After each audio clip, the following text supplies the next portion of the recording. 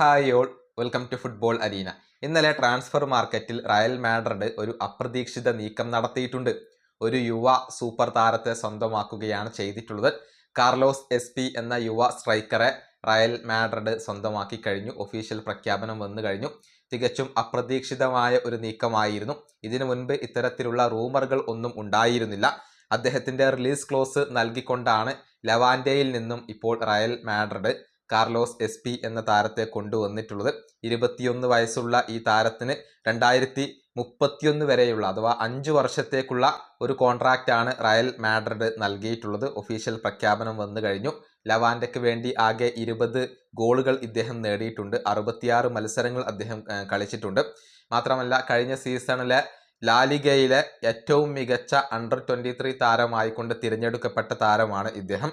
കൂടാതെ സ്പെയിനിന്റെ under 19, under 20 ടീമുകൾക്ക് വേണ്ടിയൊക്കെ കാർലോസ് എസ്പി കളിച്ചിട്ടുണ്ട്.